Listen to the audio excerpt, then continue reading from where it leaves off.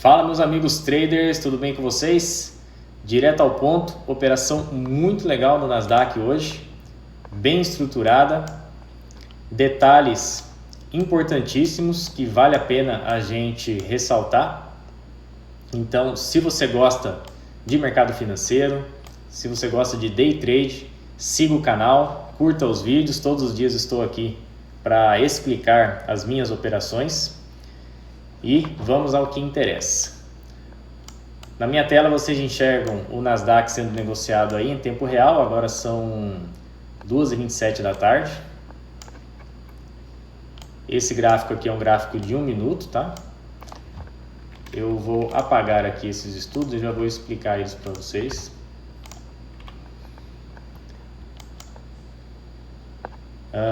Hoje de manhã, né, o contexto do mercado ainda era um contexto, digamos, comprador, tá? Não há notícias ruins no mercado, negociações da guerra com Estados Unidos e Irã continuam avançando, ainda não tem um acordo finalizado e assinado, que fique bem claro isso, mas o contexto permanece de alta, o petróleo em queda e máximas históricas sendo alcançadas no Nasdaq, principalmente ali antes da abertura do mercado à vista, tá? O Nasdaq Futuro chegou ali a uma máxima de 30.380 pontos praticamente, uma corrida ali pós as 9h20 da manhã, tá? O que acabou devolvendo ali até a abertura das 10h30. Então, o mercado já mostrando aí uma realização antes da abertura do mercado à vista, tá? Pensando na movimentação do mercado e no contexto, e é algo que eu gosto de estudar muito também, o setor de tecnologia e chips, se a gente abrir o gráfico diário mesmo, né, a gente vai ver uma corrida muito intensa desde o começo de abril ali, né, até agora, renovando máxima histórica. E é um setor que está em alta, né, é um setor lucrativo, os balanços das empresas estão mostrando isso.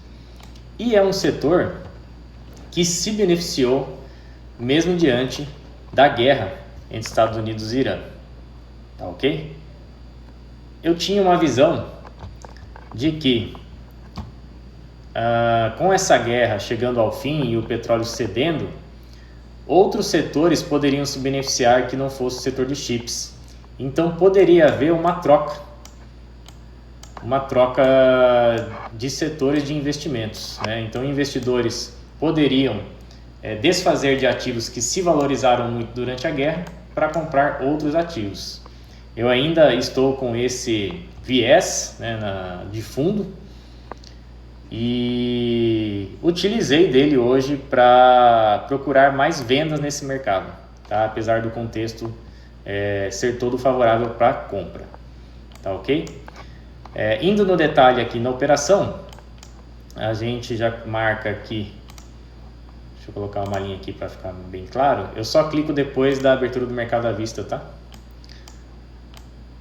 Logo na abertura ele já mostrou aqui que estava interessado numa entrega de preço mais baixa, tá? Então você tem aqui esse candle, deixa eu puxar a linha só um pouquinho para vocês verem.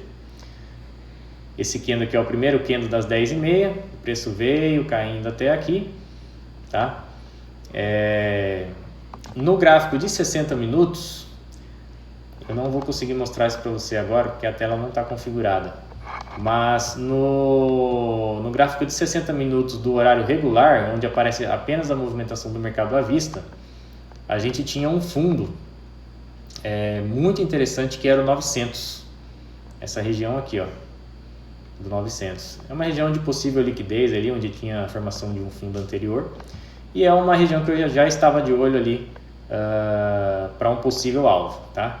Então o mercado veio cedendo aqui, eu tentei algumas vendas nessa região, que acabou me tirando no 0 a 0, e uma última eu acabei até estopando nessa região aqui, e após esse movimento aqui, eu ganhei confiança para carregar uma operação e sair aqui no 900, e vocês vão assistir ela daqui a pouquinho, tá? Primeiro eu vou explicar aqui o racional dela. O que eu estava aqui de olho, né, para continuidade dessa queda? Primeiro era esse gap aqui, vou marcar ele aqui para vocês. Eu utilizo a coloração cinza aqui para gaps, tá? Esse é o famoso FVG. E, obviamente, a região do 50%. Acho que não vai. Deixa eu mudar a linha aqui. Gosto de deixar ela mais... É isso aí, tá? Então aqui é a região de 50% desse gap. Conforme o preço foi se movimentando aqui, eu já fui olhando para essa região. Essa linha aqui, ó, essa regiãozinha aqui, é um gap diário, tá? O que é um gap diário? Onde há o fechamento ali às 6 horas da tarde, tá? do horário eletrônico de negociação, e a sua abertura às 7 horas, tá? Vocês conseguem enxergar aqui, ó, essa marcação? Ó, tá vendo que há um gap aqui? Esse gap de abertura diária, eu sempre marco ele e conforme o próprio ICT ensina, o algoritmo reutiliza essa zona ainda por 5 dias após a sua formação. Então eu uso ele simplesmente como referência, tá? Referência de preço, que são regiões ali que o algoritmo pode usar caso ele volte ali, tá? Então para mim é só uma referência. Eu dificilmente tomo decisões de entrada baseado pura e simplesmente nesses gaps. Tem que haver uma estrutura, um contexto, ok? Então vocês percebem aqui que após ele renovar essa mínima, ele fez essa puxada, e essa puxada ela chama muita atenção porque ela criou um gap. Muita gente que está acostumada a comprar o Nasdaq desde abril provavelmente entrou nessa região aqui, tá? Em busca de uma volta mais expressiva. Ele acabou fazendo esse movimento, né? Ele acabou subindo aqui, mas ao chegar nesse gap, você percebe que ele já começou a rejeitar. E esse movimento aqui, ó, tá vendo o respeito aos 50% do gap?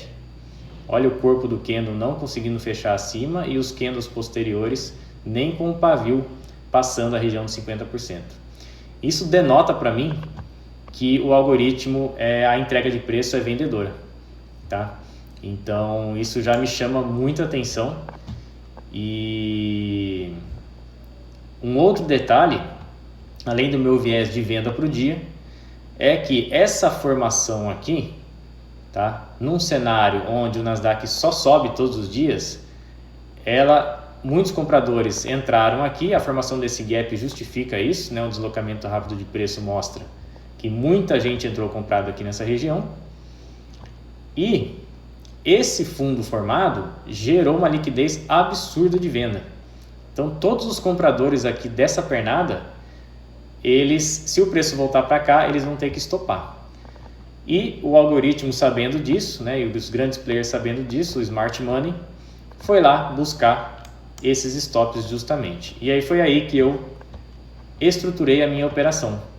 Então a entrada foi mais ou menos nessa região aqui, tá? E eu segurei a operação com toda essa movimentação até o 900, que era o meu alvo. Tá, ok? Ele voltou aqui, ele quase me tirou nesse pavio aqui. E aí, ó, percebe como o gap diário é respeitado também nessa movimentação. Ó. O pavio fez o dano, preencheu esse gap que formou aqui. E olha o corpo do candle respeitando 50% do gap. E olha os candles posteriores respeitando justamente, perfeitamente, o valor aqui da parte de baixo do gap. Tá? Então uma operação muito legal, muito bem estruturada, e eu vou abrir aqui para vocês agora a operação sendo feita em tempo real. Tá? Para quem não sabe, eu deixo a minha tela aberta em live todos os dias a partir das 10h30, vocês podem estar acompanhando aí, e eu vou mostrar justamente ela agora para vocês verem a operação sendo feita. Ó, espero que vocês estejam enxergando. Deixa eu desativar essa tela aqui para ficar melhor. Bom, acho que vai dar para vocês verem aí. Ó, agora essa tela aqui, ela é o vídeo da live, tá? No YouTube, tá ok? Foi gravado, vocês podem achar ali na playlist ao vivo do meu canal. E aí vocês assistem a operação sendo executada, tá? Então vocês percebem ali, ó, os canos ainda sendo formados no FGG, rejeitando 50%. E nessa rejeição onde o fluxo foi um pouco mais forte, eu já fiz a venda ali, tá? Eu não tenho costume de proteger a operação logo de cara, no caso em pendurar ordens. Eu zero ali na mão mesmo, no botão close aqui do Ninja, tá? E após a operação ali sendo mais estruturada, andando um pouco mais, aí sim eu começo a analisar as proteções fixas, tá? Então ele ainda passeou um pouquinho ali. Eu vou adiantar o vídeo aqui porque essa operação acho que demorou uns 20 minutos, cara. Ó, aqui ele já começa a andar bem. Esse movimento aqui, enquanto eu estava na operação, chamou muita atenção porque ele vem com muita força de deslocamento, rompendo mais uma vez o gap diário. Ó, percebe aqui, certo? E o detalhe é que após esse movimento, ele já começa a ter dificuldades para voltar rápido, né? Ele até tenta aqui, ó, e em seguida ele já começa a cair, ó. Olha lá, ele respeita a parte de baixo do gap. E aí você percebe que o algoritmo está extremamente vendedor e buscando liquidez mais fundas, tá? Nesse momento eu já protegi a operação no zero, ó, depois que ele fez essa rejeição do gap. Ok, o preço foi andando, ele fez um fundo, aí ele voltou lá em cima de novo, ó, no gap. Ó, percebe? Voltou no gap mais uma vez. E aí sim ele veio estopando todo mundo. Ó, obviamente existia uma liquidez muito forte nessa região aqui do 930, era essa região, esse fundo aqui. Eu deixei no 900 pelo motivo que eu já disse mais cedo. Na negociação, no gráfico do horário regular, que é só a negociação do horário à vista, existia um fundo no 900, tá? E por conta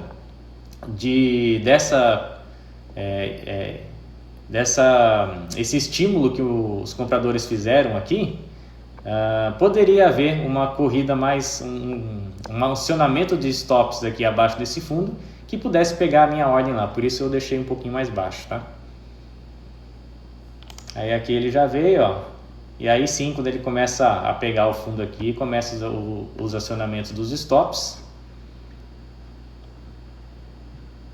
E aí vocês veem a operação sendo... eu já comecei a proteger um pouco mais a operação. Eu acho que vai ter a saída agora aí no 900.